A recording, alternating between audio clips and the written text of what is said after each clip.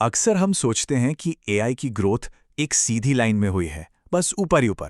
लेकिन असल कहानी बिल्कुल अलग है। समझिए, ये एक रोलर कोस्टर राइड की तरह थी।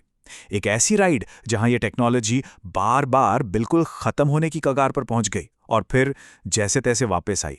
और पता सबसे मजेदार बात क्या है? यही फेलियर्स हैं जो आज की इस कामयाबी को इतना इतना ज्यादा खास बनाते हैं।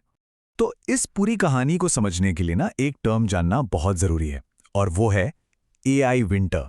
सोचिए, ये एक ऐसा दौर था जब एआई रिसर्च के लिए फंडिंग बिल्कुल सूख गई थी। इस टॉपिक पे काम करना मजाक बन चुका था। जो बड़े बड़े साइंटिस्ट थे, उन्हें छिपकर दूसरे नामों के पीछे अपना काम करना पड़ रहा था। और ऐसा एक बार नहीं हुआ, बल्कि कई बार हुआ।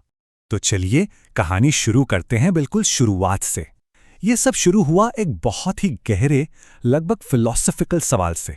एक ऐसा सवाल जिसने आर्टिफिशियल इंटेलिजेंस की पूरी फील्ड की नींव रखी। साल था 1950 और वो सवाल पूछा था महान मैथमेटिशियन एलन ट्यूरिंग ने। देखिए, ये सिर्फ एक टेक्निकल सवाल नहीं था। ये तो इंसान होने के मतलब पर ही सवाल उठा रहा था। क्या सोचना, क्या चेतना सिर्फ हम इंसानों का हक है? और बस यहीं से सोचने वाली मशीनें बनाने का सपना शुरू हो गया। और इस सपने को टेस्ट करने के लिए ट्यूरिंग ने एक गेम बनाया, जिसे आज हम ट्यूरिंग टेस्ट के नाम से जानते हैं। मकसद बहुत बड़ा था, एक ऐसी मशीन बनाना जो इंसानों की तरह इतनी अच्छी तरह से बात करे कि कोई इंसान पहचान ही ना पाए कि वो एक मशीन से बात कर रहा है। और बस यहीं से उम्मीदों का एक पहाड़ खड़ा होना शुरू हो गया था। तो अब शुरुआती सालों में जोश एकदम हाई था। रिसर्चर्स ने बड़े बड़े वादे किए और सरकारों ने भी, खासकर कोल्ड वॉर के टेंशन में, पैसा पानी की तरह बहाया। लेकिन बहुत जल्द हकीकत उस खूबसूरत सपने से टकराने वाली थी। इसका सबसे बड़ा एग्जाम्पल था मशीन ट्रांसलेशन। सोचिए, अमेरिका को सोवियत यूनियन के डॉक्यूमेंट्स को फटाफट ट्रांसलेट करने वाली मशीनें चाहिए थीं, और शुरुआती डेमो ने तो मीडिया में आग लगा दी। हर तरफ ऐसी ही हेडलाइंस थीं और सबको लगने लगा था कि भाई अब तो इंसानी ट्रांसलेटर्स की छुट्टी होने वाली है। लेकिन दिक्कत ये थी कि भाषा सिर्फ शब्द नहीं होती, है ना? उसमें कॉन्टेक्स्ट होता है, इमोशंस होते हैं, दुनिया की समझ होती है। एक बहुत मशहूर कहानी है कि the spirit is willing but the flash is weak को जब रशियन में ट्रांसलेट करके वापस लाया गया तो वो बन गया the vodka is good but the meat is rotten. मतलब मशीनें शब्दों का लिटरल मीनिंग तो समझ रही थी, पर उसके पीछे का असली मतलब नहीं। उनमें जिसे हम कॉमन सेंस कहते हैं, उसकी बहुत ज्यादा कमी थी। और ये प्रॉब्लम उम्मीद से कहीं कहीं ज्यादा बड़ी निकली। और फिर जो लोग पैसा लगा रहे थे, उनका सब्र जवाब दे गया।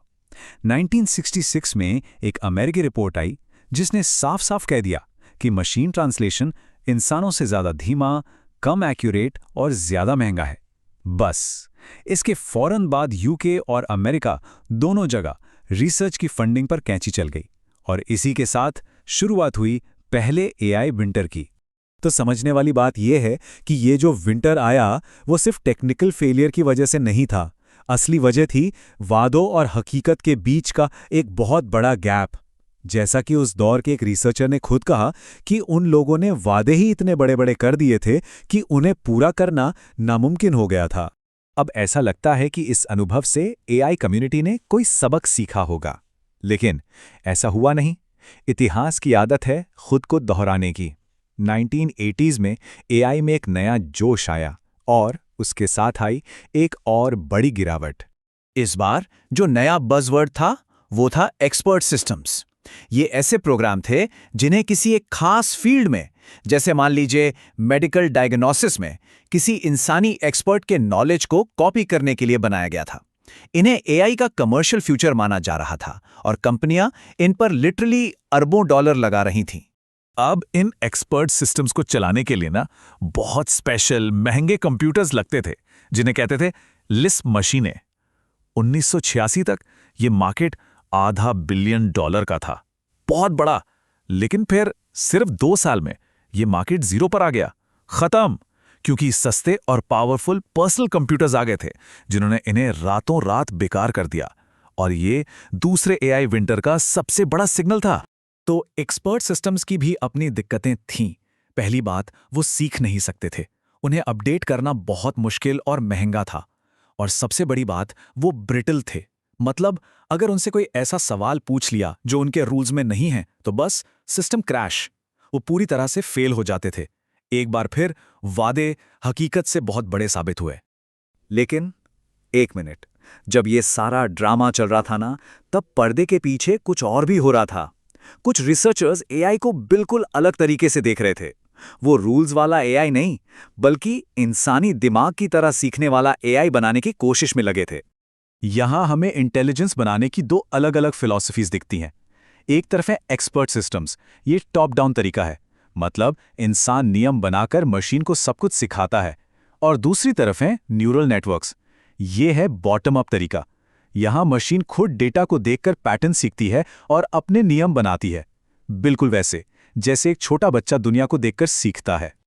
और इस नए रास्ते पर सबसे बड़ी कामयाबी मिली 1986 में, जिसका नाम था बैक प्रोपगेशन। आसान भाषा में कहें तो ये एक तरीका है जिससे नेटवर्क अपनी गलतियों से सीखता है।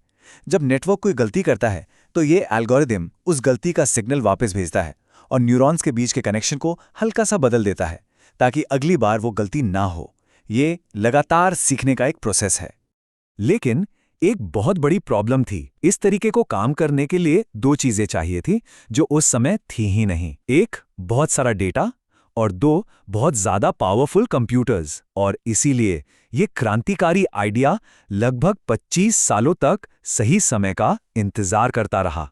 और अब आते हैं आज के दौर में।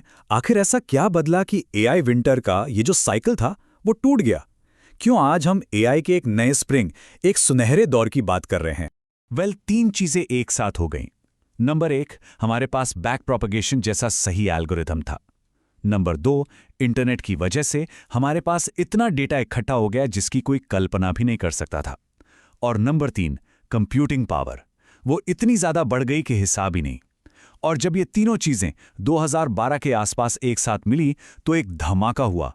एक ऐसा धमाका जिसकी चिंगारी एलेक्सनेट ने जलाई थी और जिसकी आग आज हमें चैट जीपीटी तक ले आई है। तो आज जब हम सब एआई के चमत्कार देख रहे हैं तो ये इतिहास याद रखना बहुत जरूरी है।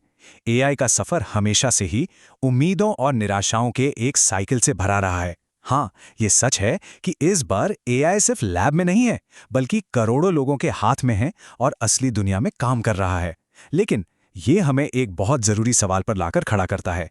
क्या इस बार सच में कुछ अलग है, या हम बस इतिहास के सबसे बड़े हाइप के दौर से गुजर रहे हैं, जिसके बाद एक और लंबी ठंडी सर्दी आएगी?